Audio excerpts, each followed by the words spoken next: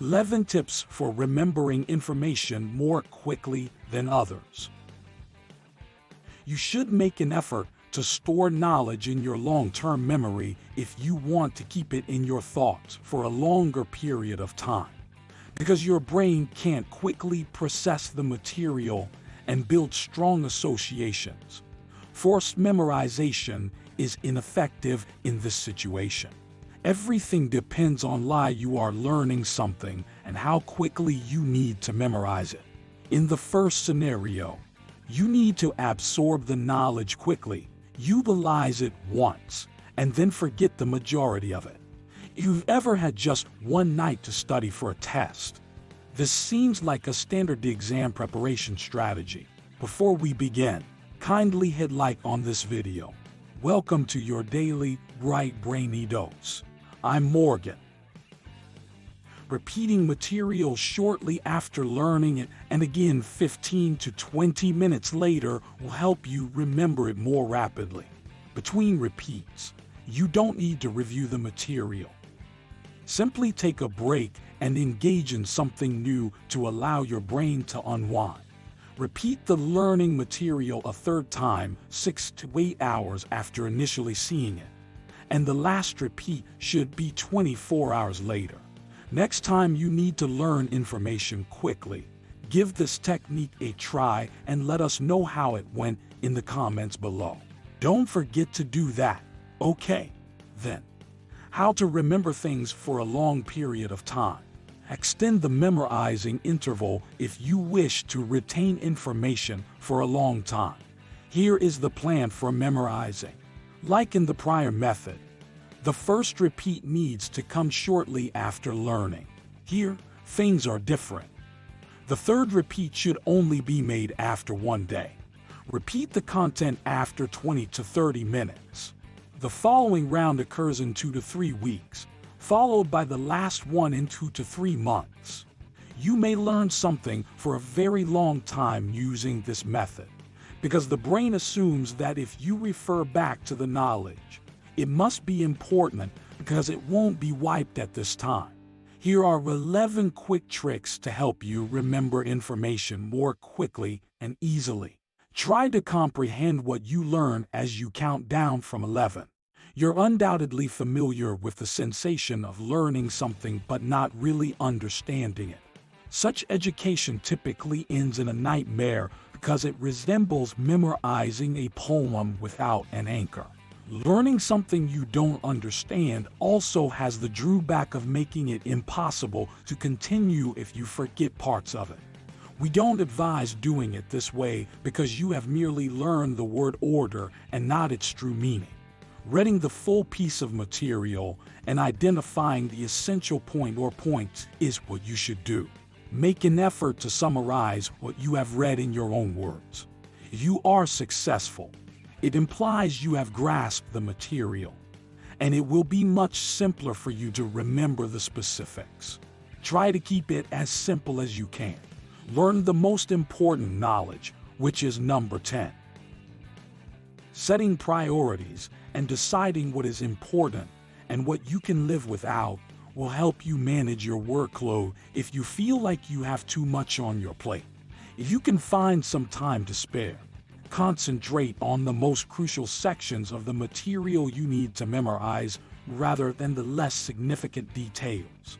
Serial position effect is number 9. No, this is not the time to place your Cheerios on the correct side when learning anything new. Instead, keep in mind that information is best retained when it is presented at the beginning and at the conclusion. Take advantage of this impact by organizing the content such that the most important bits are at the beginning and the conclusion. The 8th theory is the interference theory. Change the focus of your attention from one task to another. For instance, if you're getting ready to give a public speech and have been studying the text for 15 minutes, it's appropriate to pause and rest every 15 to 20 minutes because this is when people are often at their most attentive. Therefore, switching to something entirely different, such as playing the guitar or viewing one of the videos I'm paid to voice here, would go a long way towards me keeping my job here. Be smart. Don't let Morgan go back to the streets. The acquisition of related knowledge is another area in which you should exercise caution. If you're about to learn something that at least vaguely resembles what you've already learned, think again. We advise taking a long pause before starting something new, since interference theory implies that comparable memories become mixed up and become a muddle. 7. Pick up opposing knowledge.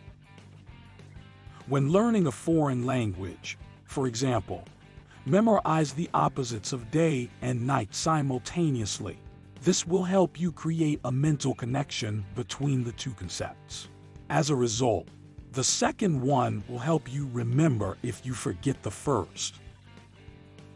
Build your own mental palace. Number 6. Remember how Sherlock Holmes might spend hours searching for the knowledge he needed in his mental palace. That's Sherlock Holmes again. The goal is to connect certain objects to a specific location. You might ask me to acquire my mental palace. For instance, if you are in your room, try to relate what you are learning to something there. Then say it out many times. To repeat what you learned this way or try this, see the room in your mind's eye. Split the information you need to remember into manageable chunks. Learn these concepts at various locations within your apartment, or even better, throughout your city, so that the knowledge you retain won't be dry or monotonous and will instead be linked to a variety of memories.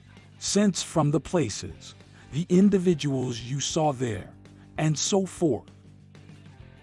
Use nail words as the 5th tip.